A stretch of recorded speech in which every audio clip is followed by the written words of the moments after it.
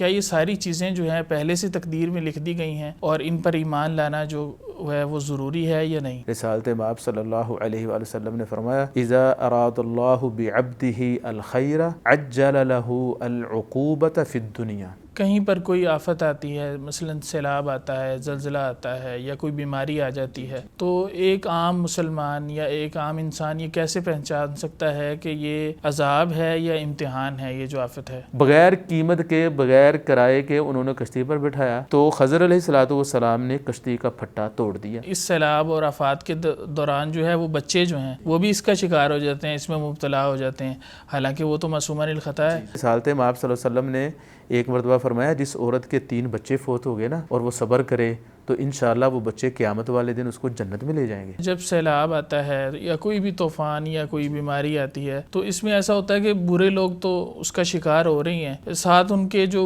متقی لوگ ہوتے ہیں، اچھے لوگ ہوتے ہیں، نیک لوگ ہوتے ہیں، وہ بھی اس کو آفت میں جو ہے نا وہ آ جاتے ہیں۔ تو اس کی کیا وجہ ہے؟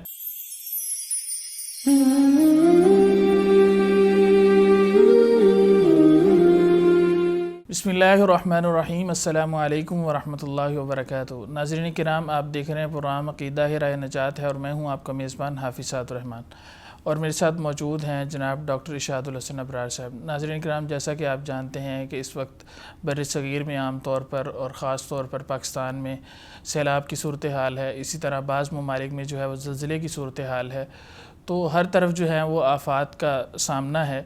تو اس کے بارے میں مختلف لوگوں کے مختلف عقائد اور نظریات ہیں، لیکن ہمیں ان عقائد و نظریات کو جاننا ہے اور ان کے پیچھے چلنا ہے جو قرآن و سنت سے ثابت ہیں۔ تو اسی سلسلہ میں ڈاکٹر صاحب سے بات کریں گے اور یہ جاننے کی کوشش کریں گے کہ قرآن و سنت سے اس کے بارے میں کیا ملتا ہے۔ ڈاکٹر صاحب کیسے ہیں آپ؟ جی الحمدللہ، اللہ تعالیٰ کا بڑا احسان ہے، خیر و عافیت سے ہوں۔ آپ سنائیں؟ الحمدللہ الحمدللہ۔ ڈاکٹر صاحب آپ کو بہت شکریہ وقت عنایت کرنے کے لیے۔ بارک اللہ فیکم۔ ڈاکٹر صاحب، اس وقت جو کچھ ہو رہا ہے روئے زمین پر، جس میں سیلاب ہیں، زلزلے ہیں اور دیگر آفات ہیں، ہر طرف جو ہے یہ سلسلہ جاری ہے، مختلف طرح کی آفات ہیں اور دیگر عوامل اس کے علاوہ جو ہیں باقی سارے کے سارے، کیا یہ ساری چیزیں جو ہیں پہلے سے تقدیر میں لکھ دی گئی ہیں اور ان پر ایمان لانا جو ہے وہ ضروری ہے یا نہیں؟ دیکھیں، کائنات میں آج تک جو کچھ ہوا ہے یا ہو رہا ہے یا آئندہ ہوگا، جی، وہ من وعن اللہ رب العالمین نے لوح محفوظ میں تقدیر میں لکھ رکھا ہے۔ صحیح۔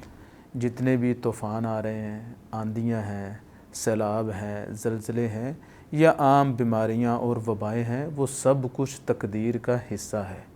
اللہ رب العالمین نے زمین و آسمان کو پیدا کرنے سے 50,000 سال پہلے کائنات کی ہر مخلوق کی تقدیر کو لکھ دیا تھا۔ جیسا کہ حدیث میں آتا ہے، حضرت عبداللہ ابن عمر رضی اللہ تعالیٰ عنہ فرماتے ہیں، صحیح مسلم میں یہ حدیث موجود ہے کہ رسالت مآب صلی اللہ علیہ وآلہ وسلم نے فرمایا، کتب اللہ مقادیر الخلائق قبل ان یخلق السماوات والارض ب50,000 سنہ، کہ اللہ تعالیٰ نے مخلوقات کی تقدیروں کو زمین و آسمان کو پیدا کرنے سے بھی 50,000 سال پہلے لکھ دیا تھا۔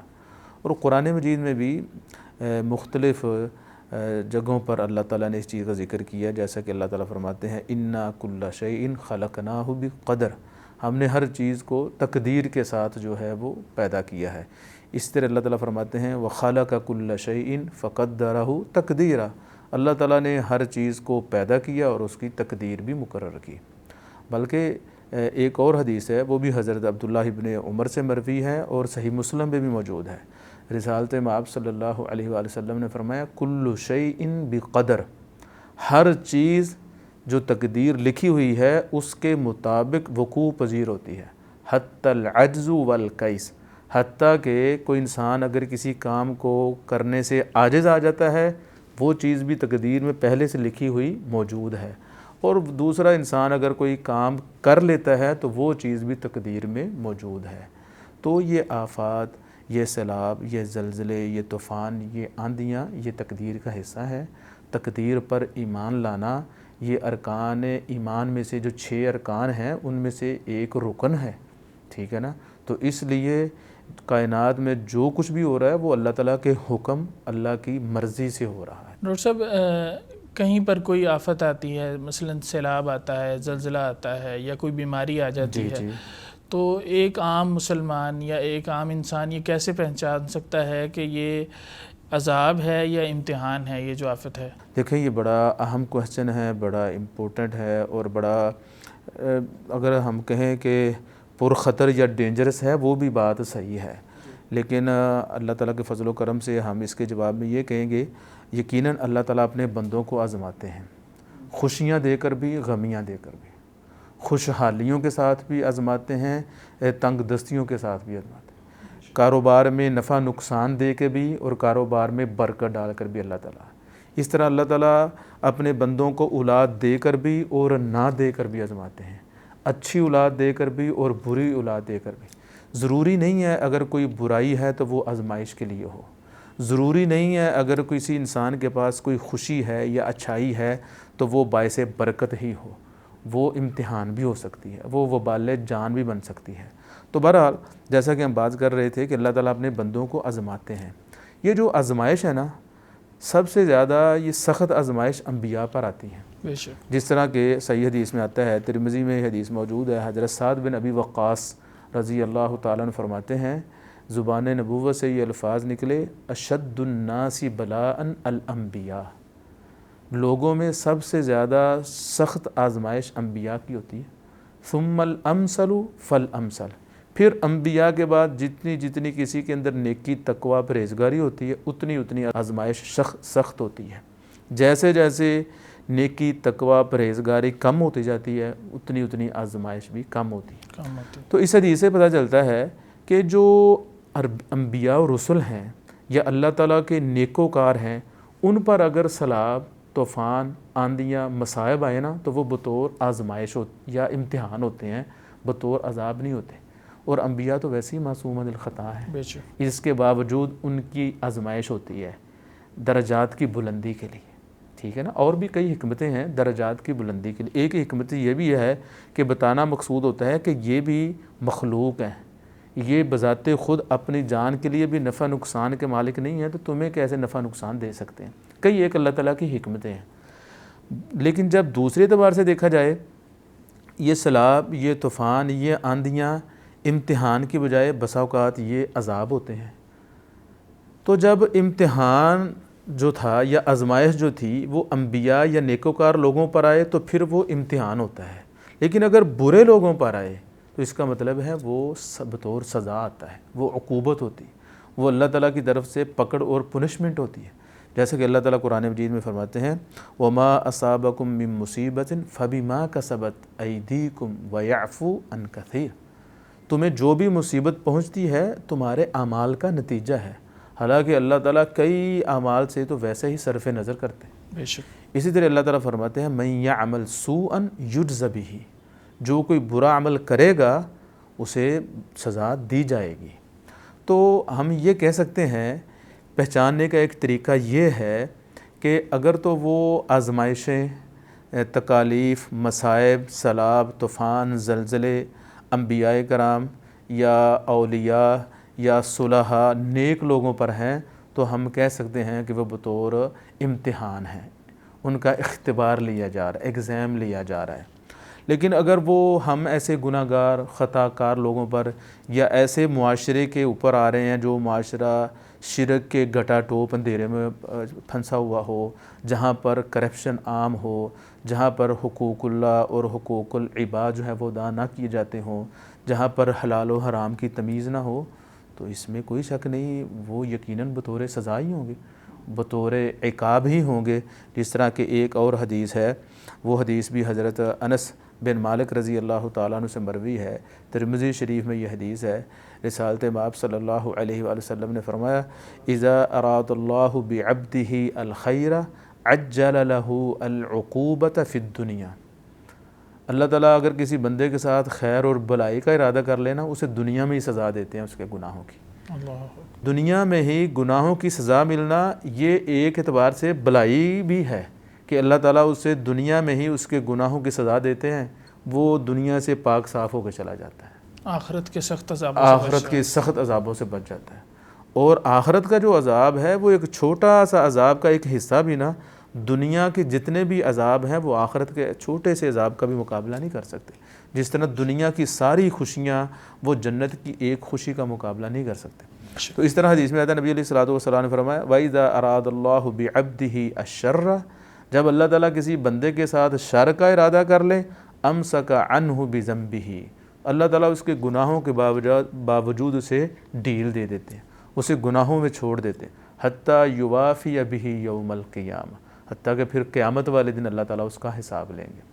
تو خلاصتاً ہم یہی کہیں گے کہ پہچاننے کا طریقہ یہی ہے، انسان اپنے نماز روزوں کو دیکھے، اپنے اعمال کو دیکھے، حقوق اللہ اور حقوق العباد کو دیکھے.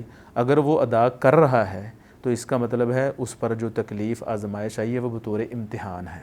لیکن اگر وہ گناہوں کی دلدل میں پھنسا ہوا ہے، پھر اس کے اوپر آفت یا کاروبار میں نقصان آتا ہے یا اولاد نافرمان نکلتی ہے، پھر اس کا مطلب ہے اس کے اپنے گناہوں کا نتیجہ ہے، وہ بطور سزا ہو سکتا ہے. تو ڈاکٹر صاحب آج کے دور میں تو مجموعی طور پر آتی ہیں نا آفات، جیسے سیلاب آیا اور پورا ایریا جو ہے وہ بہا لے گیا، کئی سینکڑوں کی تعداد میں لوگ جو ہیں وہ بے گھر ہو گئے. تو اس میں کیسے پہچانیں گے؟ آج انبیاء کرام بھی موجود نہیں ہیں کہ یعنی وہ درمیان میں موجود ہے تو بندہ سمجھ لے کہ جی یہ آزمائش آئی ہے. اب جزوی طور پر دیکھا جائے گا یا مجموعی طور پر؟ مجموعی طور سے دیکھا جائے گا. اوورآل ہمارا معاشرہ آپ سب کے سامنے ہے. مثال کے طور پر یہ بات کرتے ہوئے بھی آنکھیں جو ہیں وہ شرم سے جھک جاتی ہیں. وطن عزیز اسلامی جمہوریہ آف پاکستان میں 95% لوگ نماز نہیں پڑھتے. ایسے ہی بے شک. تو شہادتین کے بعد سب سے پہلا جو فرض ہے انسان پر وہ تو نماز ہے نا. نماز کے بغیر تو انسان جو ہے وہ صحیح معنوں میں مسلمان ہی نہیں رہتا. تو پھر اس سے بڑا گناہ اور کیا ہو سکتا ہے؟ اور پھر روح زمین پر جو سب سے بڑا گناہ شرک ہے وہ ہمارے معاشرے میں بہت زیادہ عام ہے. تو اس سے بڑی سزا اور کیا ہوگی؟ اللہ تعالیٰ تو قرآن مجید میں فرماتے ہیں الذین آمنوا ولم یلبسوا ایمانہم بظلم اولئک لہم الامن وہم مہتدون. وہ لوگ جنہوں نے ایمان لایا، ایک اللہ کو مانا، پھر اپنے ایمان میں انہوں نے شرک کی آمیزش نہیں ہونے دی. یہ شرط ہے ایمان لانے کے بعد، توحید کو اختیار کرنے کے بعد توحید میں ایمان میں شرک کی آمیزش نہیں ہونے دی. ان کے لیے ہے امن و سلامتی، سیکورٹی ان کے لیے ہے. لیکن جہاں پر شرک ہو، خرافات ہوں، بدعات ہوں اور گناہوں کی دلدل ہو تو پھر وہاں پر آپ مجھ سے بہتر سمجھتے ہیں. میرا خیال ہے کہ یہ تو ہر چیز واضح ہے. یعنی کہ ہم یہ جو حالیہ آفات ہیں، یہ مصائب ہیں، ان کو عذاب سمجھ سکتے ہیں. ہم کہتے نہیں ہیں عذاب، لیکن واضح ہے. ہمیں کہنے کی ضرورت نہیں ہے. صحیح. ہمیں کہنے کی ضرورت نہیں ہے، لیکن ہر چیز واضح ہے. صحیح. تو ڈاکٹر صاحب پھر اس سیلاب اور آفات کے دوران جو ہے وہ بچے جو ہیں وہ بھی اس کا شکار ہو جاتے ہیں، اس میں مبتلا ہو جاتے ہیں، حالانکہ وہ تو معصومان الخطا ہے. تو ان کو تو نہیں پھر ہونا چاہیے، ان کو تو ان پر وہ عذاب اور آفت نہیں آنی چاہیے. جی یہ آپ کا بڑا میں کہتا ہوں ویلڈ کویسچن ہے، لیکن اس کے جواب میں ہم کہیں گے یہ مسلمان کا ایک عقیدہ ہے اور ہونا بھی چاہیے. بیسک عقیدہ ہے مسلمان کا. اللہ تعالیٰ کے جتنے بھی افعال ہیں نا وہ حکمتوں سے بھرپور ہیں. بے شک. اللہ تعالیٰ کا کوئی بھی فعل حکمت سے خالی نہیں ہے. وہ حکمت مجھے پتہ چل جائے تو ٹھیک ہے، اگر نہ بھی پتہ چلے تو میرا یہ عقیدہ ہونا چاہیے کہ اللہ تعالیٰ کے تمام افعال میں حکمتیں ہیں. ٹھیک ہے نا؟ جیسا کہ اللہ تعالیٰ قرآن مجید میں فرماتے ہیں ان اللہ کان علیما حکیما. تمہارا رب ہر چیز سے باخبر بھی ہے اور دانا ہے، حکمتوں والا ہے. اس کے افعال کے اندر حکمتیں بہت زیادہ ہیں، پنہاں ہیں. وہ بسا اوقات کچھ اہل علم کے لیے عیاں ہو بھی جاتی ہیں اور کچھ کے لیے عیاں نہیں ہوتی. اس کی ایک مثال سمجھتے ہیں. مثال سے میرا خیال ہے کہ ہر چیز واضح ہو جائے گی. جب حضرت موسیٰ علیہ السلام کو اللہ تعالیٰ نے بھیجا خضر علیہ السلام کے پاس، بڑا مشہور واقعہ ہے سورہ کہف میں. تو یہاں ہم اپنے ناظرین کے لیے ذکر کریں گے. ہمارے ہاں یہ جو نام ہے نا وہ خضر بولا جاتا ہے، لیکن عربی میں خضر ہے. خضر جی. تو بہرحال جب موسیٰ علیہ السلام کو بھیجا کہ جاؤ وہاں سے جا کے علم حاصل کرو، وہ حضرت خضر علیہ السلام کے پاس گئے، جا کے بات چیت کی. تو ان دونوں کا ایگریمنٹ ہوا، معاہدہ ہوا کہ ٹھیک ہے آؤ میرے ساتھ چلو، چلتے ہیں، میں تمہیں سکھاؤں گا، لیکن میں جو بھی کچھ کروں گا تم اس پہ ابجیکشن نہیں کرو گے، تم مجھے ٹوکو گے نہیں، اعتراض نہیں کرو گے، میں جو کچھ بھی کروں گا تو صاف ظاہر ہے وہ بھی اللہ کے برگزیدہ پیغمبر تھے، وہ بھی پیغمبر ہیں، دونوں اب ایک استاد شاگردی کا معاملہ بننے والا ہے، تو صاف ظاہر ہے جو بھی وہ کام کریں گے وہ تو ٹھیک ہی ہوئے گا نا۔ تو ایگریمنٹ ہو گیا، تو دونوں چلے، جیسا کہ قرآن مجید میں اللہ تعالیٰ کہتا ہے فن طلقا، دونوں چلے حتیٰ اذا رکبا فی السفینہ، حتیٰ کہ دونوں موسیٰ اور خضر علیہما السلام کشتی پر سوار ہو گئے۔ فخرقا، تو خضر علیہ السلام نے کشتی کا ایک پھٹا توڑ دیا۔ موسیٰ علیہ السلام نے کہا اخرقتھا لتغرق اہلھا، کیا آپ نے کشتی کا پھٹا اس وجہ سے توڑ دیا کہ آپ کشتی والوں کو اور ہمیں بھی ڈبو دیں تو پانی کشتی میں داخل ہو جائے گا؟ حالانکہ ایگریمنٹ کیا ہوا تھا کہ اعتراض نہیں کرنا، انگلی نہیں اٹھانی۔ موسیٰ علیہ السلام اپنی حد تک، حالانکہ پیغمبر ہیں، تو وہ اپنی گڈ ول، نیک نیتی کے ساتھ کہہ رہے ہیں کہ انہوں نے ہمیں کشتی پہ سوار کیا۔ بخاری شریف میں ہے کہ وہ خضر علیہ السلام کو جاننے والے تھے۔ وہ کشتی کن کی تھی؟ بچوں کی تھی، اور بچے بھی کون تھے؟ مسکین، جیسا کہ قرآن مجید میں اللہ تعالیٰ نے ذکر کیا ہے۔ تو انہوں نے خضر علیہ السلام کو دیکھا اور کہا تشریف لائیں، بیٹھیں، بغیر قیمت کے، بغیر کرائے کے انہوں نے کشتی پر بٹھایا۔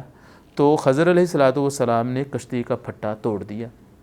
اب موسیٰ علیہ السلام آبجیکشن کر رہے ہیں، کیونکہ ان کو خضر علیہ السلام کے اس فعل کی حکمت سمجھ نہیں آ رہی، بلکہ وہ سمجھ رہے ہیں کہ انہوں نے خلاف مروت کام کیا ہے۔ ان لوگوں نے ہمارے ساتھ حسن سلوک کیا، ہم بجائے ان کے احسان مند ہونے کے، شکریہ ادا کرنے کے، ہم جو ہے الٹا ان کی کشتی کو نقصان پہنچا رہے ہیں۔ تو لیکن جب ان کے لیے حکمت عیاں ہوئی تو پھر وہ اپنے فعل پر نادم ہوئے، جس طرح کہ اللہ تعالیٰ قرآن مجید میں فرماتے ہیں اما السفینۃ فکانت لمساکین یعملون فی البحر۔ تو جب بعد میں خضر علیہ السلام نے، تین چیزیں تھیں، ہم ایک کی بات کر رہے ہیں، تو انہوں نے جب خضر علیہ السلام نے موسیٰ علیہ السلام سے کہا وہ جو کشتی جس کو میں نے توڑا تھا نا، جس پر آپ آبجیکشن کر رہے تھے، وہ مجھے پتہ ہے وہ مسکین بچوں کی تھی، کانوا یعملون فی البحر، وہ سمندر میں کام کرتے تھے، مچھیرے تھے، ملاح تھے۔ فاردت ان اعیبھا، میں نے چاہا کہ اس کشتی کو عیب دار کر دوں، اس کے اندر نقص پیدا ہو جائے۔ کیوں؟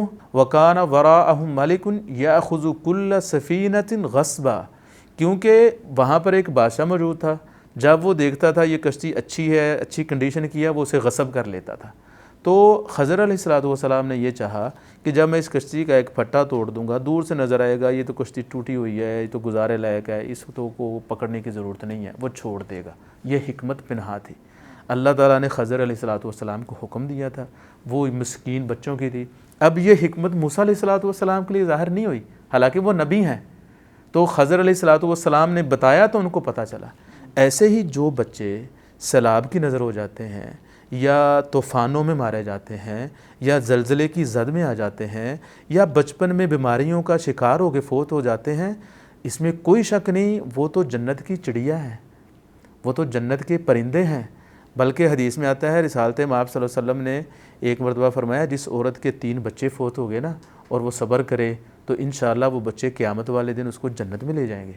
ایک عورت نے پوچھا ہے اللہ کے نبی جس کے 2 بچے فوت ہوئے ہوں، تو نبی علیہ السلام نے فرمایا وہ بھی اس کو جنت میں لے جائیں گے۔ تو یہ ننھے منھے پھول جو ہیں یہ تو جنت کے دروازے میں کھڑے ہوں گے، اپنے والدین کو انگلی پکڑ کر جنت میں لے جائیں گے۔ تو اس میں کوئی شک نہیں، بچے بھی سیلاب کی نظر ہو جاتے ہیں، طوفان اور آندھیوں کا شکار ہو جاتے ہیں، لیکن اس کے اندر اللہ تعالیٰ کی حکمت ہے۔ مثال کے طور پر والدین کو جنت میں جانے کا ذریعہ ہیں، والدین صبر کریں گے چھوٹے بچے کی وفات پر، ان کے درجات بلند ہوں گے، ان کے گناہ معاف ہوں گے۔ اسی طرح یہ بھی ہو سکتا ہے کہ اللہ نہ کرے اس بچے نے بڑے ہو کے برا بننا تھا، ٹھیک ہے نا، والدین کو تو نہیں پتہ۔ اللہ تعالیٰ قرآن مجید میں فرماتے ہیں عسیٰ ان تحبوا شیئا وہو شر لکم، ہو سکتا ہے تم کسی چیز کو پسند کرو وہ تمہارے لیے بری ہو، اور ہو سکتا ہے تم کسی چیز کو برا سمجھو وہ تمہارے لیے اچھی ہو۔ آپ جانتے ہیں کتنے ہی والدین ہیں وہ اپنی جولی اٹھا کے دعا کرتے ہیں اللہ ہماری زندگی میں ہماری اولاد کو موت دے دے، کیونکہ اولاد نافرمان ہوتی، بد کردار ہوتی، کریکٹر لیس ہوتی، اپنے ماں باپ پر ہاتھ اٹھاتی ہے، تو اس لیے ہمیں نہیں پتہ۔ اور ایک شداد کا واقعہ اسرائیلی روایات میں آتا ہے، ایک چھوٹا بچہ تھا سمندر میں غرق ہو گیا، اس واقعے کے اندر بھی حکمتیں موجود ہیں۔ تو یہ جو بچے سیلاب کی آفتوں یا آندھیوں کی نظر ہو جاتے ہیں، اس میں کوئی شک نہیں، دیکھنے کی حد تک تو دل جو ہے وہ انسان کا غمگین ہو جاتا ہے، لیکن اس کے اندر بہت حکمتیں ہیں جن کا ہمیں نہیں پتہ۔ تو جن میں سے کچھ حکمتیں ہم نے ذکر کی، تو جب ایک انسان کے سامنے یہ حکمتیں ہوں تو پھر وہ سمجھ لیتا ہے واقعی ان اللہ کان علیما حکیما، اللہ تعالیٰ کے ہر فعل میں حکمت ہے۔ صحیح۔ ڈاکٹر صاحب، کسی قوم کو عذاب سے تباہ و برباد اور دوچار کیا گیا اس سے پہلے یا اس وقت جو صورتحال ہے اس کے پیش نظر اگر آپ بیان کرنا چاہیں؟ جی، سابقہ اقوام میں بھی کچھ جو قومیں ایسی تھیں جن پر سیلاب بطور عذاب آیا۔ جی، یہ بات بالکل قرآن مجید میں اس کا ذکر ہے، احادیث میں بھی ہے۔ سابقہ اقوام میں کچھ اقوام ایسی تھیں جن پر سیلاب عذاب کی شکل میں آیا، جس طرح کہ اللہ تعالیٰ قرآن مجید فرماتے ہیں نوح علیہ السلام کے بارے میں، جی، ان کا بیٹا جو ہے، ان کی جو قوم ہے، اللہ تعالیٰ فرماتے ہیں وَلَقَدْ أَرْسَلْنَا نُوحًا إِلَىٰ قَوْمِهِ فَلَبِثَ فِيهِمْ أَلْفَ سَنَةٍ إِلَّا 50 عَامًا۔ ہم نے نوح علیہ السلام کو ان کی قوم کی طرف بھیجا، وہ ان کے ہاں 950 سال ٹھہرے۔ آگے اللہ تعالیٰ نے فرمایا کہ جب انہوں نے نوح علیہ السلام کی دعوت کو قبول نہیں کیا، بلکہ الٹا جو ہے وہ پھول نچھاور کرنے کی بجائے پتھر برسائے، غلط جواب دیا، تو اللہ تعالیٰ کہتے ہیں فَأَخَذَهُمُ الطُّوفَانُ وَهُمْ ظَالِمُونَ، پھر ان کو طوفان نے، سیلاب نے، پانی کا ایک سیل رواں آیا، اس نے آ کر ان کو دبوچ لیا۔ ان کا خود کا بیٹا، جب انہوں نے کہا یا بنی ارکب معنا، اے بیٹا ہمارے ساتھ سوار ہو جاؤ، توبہ کر لو، تو اس نے کہا سآوی الی جبل یعصمنی من الماء، میں پہاڑ کی چوٹی پر چڑھ جاؤں گا جو مجھے سیلاب سے، پانی سے بچا لے گی۔ تو اللہ تعالیٰ فرماتے ہیں لا عاصم الیوم، آج کوئی نہیں بچانے والا سوائے اللہ کے، جو اللہ والے ہیں ان کو اللہ بچائے گا، دوسروں کو اللہ نہیں بچانے والا۔ تو نوح علیہ السلام کی قوم پر سیلاب بطور عذاب آیا۔ اس طرح اللہ تعالیٰ قرآن مجید میں فرماتے ہیں فَكُلًّا أَخَذْنَا بِذَنبِهِ، ہم نے ہر ایک کو اس کے گناہوں کی وجہ سے سزا دی۔ فَمِنْهُمْ مَنْ أَرْسَلْنَا عَلَيْهِ حَاصِبًا، سابقہ اقوام میں سے کچھ لوگ ایسے تھے جن پر ہم نے پتھروں کی بارش برسائی، قوم عاد۔ اس طرح اللہ تعالیٰ فرماتے ہیں وَمِنْهُمْ مَنْ أَخَذَتْهُ الصَّيْحَةُ، کچھ لوگ ایسے تھے جن کو ایک چنگاڑ نے، ایک زوردار آواز نے پکڑ لیا، وہ قوم سمود۔ آگے اللہ تعالیٰ فرماتے ہیں وَمِنْهُمْ مَنْ خَسَفْنَا بِهِ الْأَرْضِ، کچھ بدبخت ایسے تھے جن کو ہم نے زمین میں دنسا دیا، جیسے قارون۔ اور آخر میں اللہ تعالیٰ فرماتے ہیں وَمِنْهُمْ مَنْ أَغْرَقْنَا، کچھ قومیں ایسی تھیں جن کو ہم نے غرق کر دیا، جیسے فرعون اور اس کا لاہو لشکر، وہ بھی سمندر میں غرق ہوا تھا۔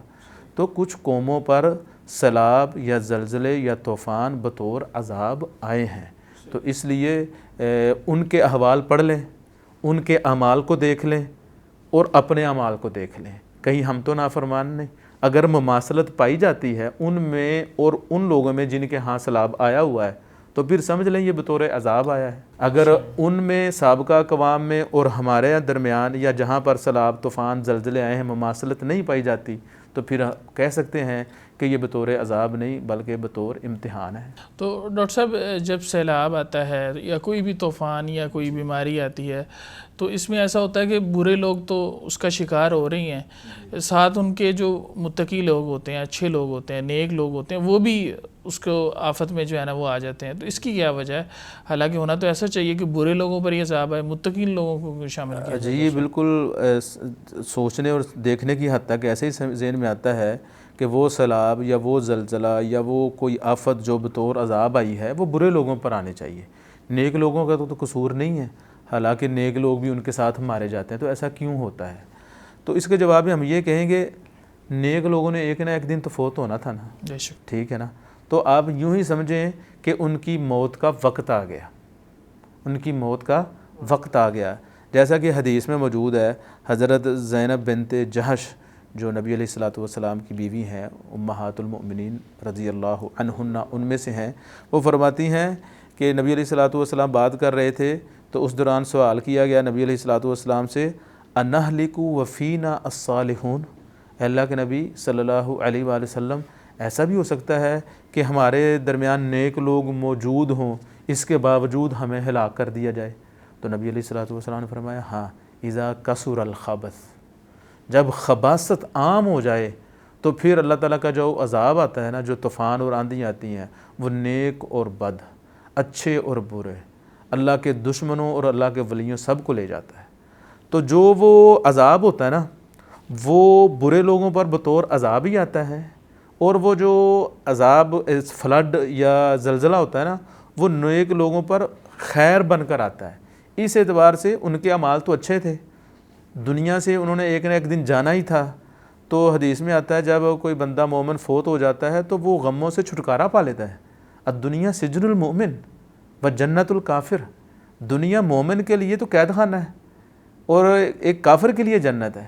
تو وہ مومن جو دنیا کے مصائب سے جھگڑ رہا، مصائب کا مقابلہ کر رہا تھا، مصائب سے جو ہے وہ عہد برا ہونے کی کوشش کر رہا تھا، اسے موت آتی ہے وہ تو خوش ہوتا ہے، ٹھیک ہے نا۔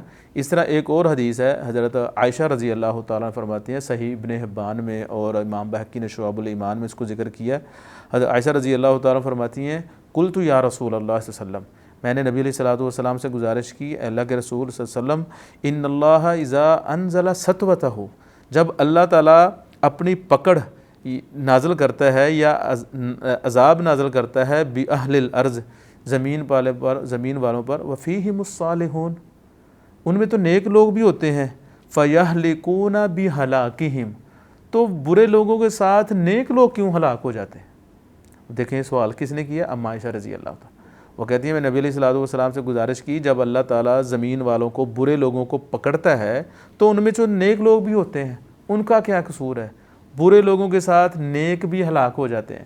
تو جواب میں نبی علیہ الصلوۃ والسلام نے فرمایا، آپ علیہ الصلوۃ والسلام نے فرمایا، یا عائشہ، اے عائشہ، ان اللہ اذا انزل سطوتہ باہل نقمتہ، جب اللہ تعالیٰ زمین میں برے لوگوں سے انتقام لیتا ہے، ان کو پکڑتا ہے، وفیہم الصالحون فیصابون معہم، ان کے ساتھ اچھے لوگ بھی ہوتے ہیں، ان کو بھی وہ تکلیف و آفت آتی ہے، اس میں کوئی شک نہیں، لیکن آخر میں نبی علیہ الصلوۃ والسلام نے فرمایا، ثم یبعثون یوم القیامت علی نیاتہم و اعمالہم، قیامت والے دن نیکوں کو بھی اور بروں کو بھی اٹھایا جائے گا، نیکوں کو ان کی نیتوں اور اعمال کے مطابق اٹھایا جائے گا۔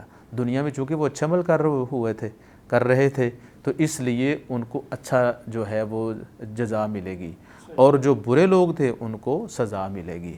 تو جب عذاب، طوفان، زلزلے آتے ہیں، اس میں کوئی شک نہیں، وہ اچھے لوگ جو ہیں برے لوگوں کے ساتھ مارے جاتے ہیں۔ وہ لوگ شریک ہوتے ہیں فوت ہونے میں، لیکن عذاب میں شریک نہیں ہوتے، عذاب میں وہ لوگ اکٹھے نہیں ہوتے۔ اگر وہ طوفان یا زلزلہ نہ آتا، نیک لوگوں نے پھر بھی فوت ہونا تھا کہ نہیں؟ فوت تو ہونا تھا۔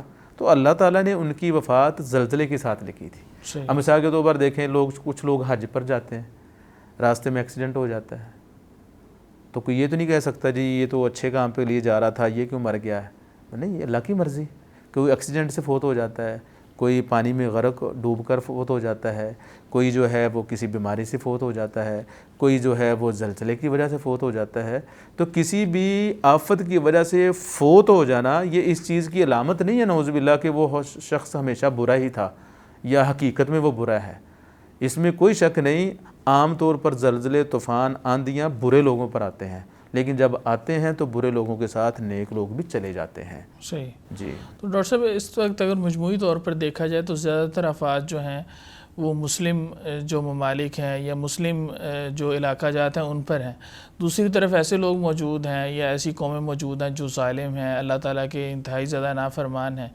تو کیا ایسا نہیں ہونا چاہیے، بلکہ یہ ایک سوال ہے ایک عام انسان کی طرف سے کہ جو اللہ تعالیٰ کے اتنے زیادہ مخالف ہیں اور نافرمان ہیں، ظالم ہیں، ان پر آفات آئیں بجائے اس کے کہ ایسے علاقوں میں جہاں پر اگرچہ نافرمان ہیں، برے لوگ ہیں، لیکن ہیں تو مسلمان، وہ موجود ہیں؟ نہیں، دیکھیں میرا خیال ہے کہ اگر گراؤنڈ ریالٹی کو دیکھا جائے تو جو ویسٹ ہے یا یورپ ہے یا امریکہ، آسٹریلیا، وہاں پر بھی آفات آتی ہیں، کثرت کے ساتھ آتی ہیں۔ ابھی ریسنٹلی وہاں پر آگ لگ گئی، دیگر مسائل بنے، اس طرح سونامی آیا، جانی نقصان اتنا زیادہ، لوگ اتنے زیادہ یعنی کہ ہو جانے، اس کے شکار ہو جانے۔ دیکھیں یہ اللہ تعالیٰ کی حکمتوں میں سے ایک حکمت یہ بھی ہے، اللہ تعالیٰ برے لوگوں کو مزید ڈیل دیتا ہے۔ اللہ یمدہم فی طغیانہم یعمہون، وہ سمجھتے ہیں کہ شاید ہم کامیاب ہیں، حالانکہ وہ کامیاب نہیں ہوتے۔ تو بہرحال ہم بات کر رہے تھے، ایک وجہ اگر دیکھا جائے تو آفات نان مسلم جو ہیں ان پر بھی آتی ہیں، عذاب اور سیلاب اور طوفان، آندیاں ان پر بھی آتی ہیں، اور بحیثیت انسان یقیناً مسلمان بھی گناہ گار ہیں، خطا کار ہیں، ان کے اعمال، بلکہ ان کے کیوں کہیں ہم کہیں ہمارے اعمال ہمارے سامنے ہی ہیں. صحیح. جیسے پہلے ہم نے بات کی، ہم تو پنجگانہ نماز جو ہے وہ بھی نہیں پڑھتے، تو بس نام کے ہی مسلمان ہے نا. جس طرح وہ ایک حدیث میں آتا ہے، اگرچہ اس کی سند میں کلام ہے لیکن وہ معنی مفہوم کے اعتبار سے صحیح ہے، یوشک ان یأتی علی الناس زمان لا یبقى من الاسلام الا اسمہ. ان قریب ایک زمانہ آئے گا اسلام صرف نام کا باقی رہ جائے گا. ولا یبقى من القرآن الا رسمہ. قرآن مجید صرف کتابوں میں لکھا ہوا رہ جائے گا، عملاً لوگوں کی، مسلمانوں کی زندگی میں نہیں ہوگا، اور وہ وقت آ چکا ہے، آپ جانتے ہیں. دوسری ایک وجہ ہم یہ بھی کہہ سکتے ہیں کہ ہم لوگ چونکہ گناہ گار خطا کار ہیں، مینجمنٹ میں، ٹیکنالوجی میں، امانت و دیانت میں بہت پیچھے ہیں، کرپشن کوٹ کوٹ کر مسلم ممالک میں بھری ہوئی ہے، تو اس وجہ سے ہم عوام کی فلاح و بہبود کے لیے، ان آفتوں سے نمٹنے کے لیے جو ضروری انتظامات ہیں وہ بھی نہیں کرتے. اور یہ کہنے کی ضرورت نہیں ہے، وہ چیزیں آپ کے سامنے ہیں، جبکہ دیگر ممالک میں یا یورپ میں یا نان مسلم ممالک وہاں پر ایسا نہیں ہوتا. ہمیں مہینہ 20 دن پہلے بھی پتہ چل جاتا ہے کہ یہ سیلاب یا یہ طوفان وغیرہ اس طرح کا موسم آنے والا ہے، لیکن اس کے باوجود ہم ضروری جو معاملات ہوتے ہیں وہ نہیں کرتے، کیونکہ کرپشن عام ہے. کسی کو کسی دوسرے کی بحثیت مسلمان کیا ہے، بحثیت انسان ہی فکر نہیں ہوتی.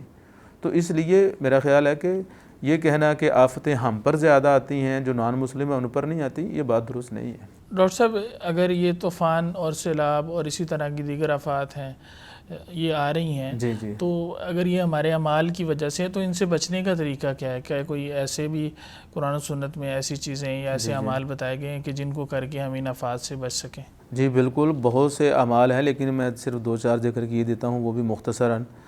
سب سے پہلی چیز اللہ تعالیٰ کی ناشکری. اللہ تعالیٰ کی جو ناشکری ہے نا، وہ اللہ تعالیٰ کے عذاب کا باعث بنتی ہے. جو قوم اللہ تعالیٰ کا شکر ادا کرتی ہے وہ اللہ تعالیٰ کی رحمتوں سے لطف اندوز ہوتی ہے. جو قوم ناشکری کا مظاہرہ کرتی ہے وہ اللہ تعالیٰ کی عذاب اور پکڑ کا شکار ہو جاتی ہے. جیسا کہ اللہ تعالیٰ قرآن مجید میں فرماتے ہیں وَإِذْ تَأَذَّنَ رَبُّكُمْ لَئِن شَكَرْتُمْ لَأَزِيدَنَّكُمْ وَلَئِن كَفَرْتُمْ إِنَّ عَذَابِي لَشَدِيدٌ. اگر تم اللہ تعالیٰ کے دین پر، نعمتوں پر شکر کرو گے مزید ملیں گی نعمتیں، لیکن اگر نہ شکری کرو گے ان عذابی لشدید، اللہ تعالیٰ کہتے ہیں پھر میرا عذاب بڑا سخت ہے. تو اس کے مظاہر عملی طور پر وہ سب کے سامنے ہیں، سب دیکھ چکے ہیں. دوسری چیز ہے رسالت مآب صلی اللہ علیہ وسلم کی مخالفت سے بچنا. ہم آپ کی نافرمانی سے نہیں بچتے. نبی علیہ الصلوۃ والسلام کی احکامات کی وائلیشن کرنا، ان کی مخالفت کرنا، یہ بہت بڑا جرم ہے. اتنا بڑا جرم ہے کہ یہ عذاب، طوفان، زلزلے، آندھیوں کی سبب بنتی ہے مخالفت. جیسا کہ اللہ تعالیٰ قرآن مجید میں فرماتے ہیں فَلْيَحْذَرِ الَّذِينَ يُخَالِفُونَ عَنْ أَمْرِهِ أَن تُصِيبَهُمْ فِتْنَةٌ أَوْ يُصِيبَهُمْ عَذَابٌ أَلِيمٌ. ان لوگوں کو ڈر جانا چاہیے جو نبی علیہ الصلوۃ والسلام کی مخالفت کرتے ہیں، نام لیتے ہیں، محبت رسول کے دم بھرتے ہیں، عشق رسول کے نعرے بھی لگاتے ہیں. کچھ لوگ تو من گڑت بدعات کا ارتکاب کرتے ہوئے عید میلاد النبی بھی مناتے ہیں، جس کا کوئی تصور ہی نہیں ہے دین اسلام میں، وہ بھی مناتے ہیں، لیکن حقیقت میں وہ اللہ کے اور اللہ کے نبی حضرت محمد الرسول اللہ صلی اللہ علیہ وسلم کے مخالف ہیں. تو اللہ تعالیٰ کہتے ہیں ان تصیبہم فتنہ، انہیں کوئی آزمائش پکڑ لے گی، سیلاب آئیں گے، طوفان آئیں گے، زلزلے آئیں گے، آندھیاں آئیں گے، لاوے پھٹیں گے، اور وہ ہو رہا ہے. او یصیبہم عذاب علیم، یا انہیں دردناک عذاب پہنچے گا. وہ معیشت کی شکل میں ہو سکتا ہے، بیماریوں کی شکل میں ہو سکتا ہے، اولاد کے نافرمان شکل کی، کسی بھی شکل میں ہو سکتا ہے، اور وہ ہمارے سامنے.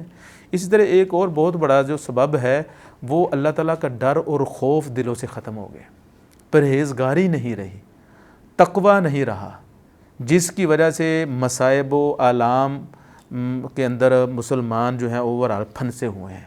تو جو شخص اللہ تعالیٰ سے ڈر جاتا ہے، جس کے دل کے اندر اللہ تعالیٰ کا ڈر اور خوف پیدا ہو جاتا ہے، پھر اللہ تعالیٰ اسے مصائب سے، پریشانیوں سے، مصیبتوں سے، الجھنوں سے نکال دیتے ہیں، اور اسے وافر مقدار میں رزق عطا فرماتے ہیں. جیسا کہ اللہ تعالیٰ فرماتے ہیں وَمَن يَتَّقِ اللَّهَ يَجْعَلْ لَهُ مَخْرَجًا. جو اللہ سے ڈر جاتا ہے اللہ تعالیٰ اس کے لیے مخرج، ایگزٹ، بیماریوں سے، مصیبتوں سے، سیلابوں سے، زلزلوں سے نکالنے کا راستہ بنا دیتا ہے. وَيَرْزُقْهُ مِنْ حَيْثُ لَا يَحْتَسِبُ. اس کے وہم و گمان میں بھی نہیں ہوتا، اللہ تعالیٰ اسے اتنا رزق دیتا ہے. تو اللہ تعالیٰ کی رحمت تو بڑی وسیع ہے. اسی طرح گناہوں سے معافی نہ مانگنا. ایک تو ہم گناہ کر رہے ہیں، دوسرا گناہ کا اعتراف نہیں کرتے، اور تیسرا اپنے اس گناہ سے معافی بھی نہیں مانگتے، شرمندگی کا اظہار بھی نہیں کرتے۔ تو جب کوئی انسان گناہوں پر یا کوئی قوم گناہوں پر اصرار کرے تو پھر ان پر عذاب آتے ہیں، پھر ان پر تکلیفیں اور آزمائشیں آتی ہیں، جیسا کہ اللہ تعالیٰ قرآن مجید میں فرماتے ہیں وَمَا كَانَ اللَّهُ لِيُعَذِّبَهُمْ وَأَنْتَ فِيهِمْ وَمَا كَانَ اللَّهُ مُعَذِّبَهُمْ وَهُمْ يَسْتَغْفِرُونَ۔ اے نبی صلی اللہ علیہ وآلہ وسلم، جب تک آپ اس قوم میں موجود ہیں پوری قوم پر کوئی عذاب طوفان نہیں آ سکتا۔ اسی طرح جب تک وہ استغفار کریں گے اللہ تعالیٰ ان کو عذاب نہیں دے گا، لیکن جب وہ استغفار کو چھوڑ دیں گے، اللہ تعالیٰ کی طرف رجوع کرنا چھوڑ دیں گے، اللہ سے معافی منگنا چھوڑ دیں گے، پھر ان پر عذاب آئیں گے، طوفان آئیں گے، زلزلے آئیں گے۔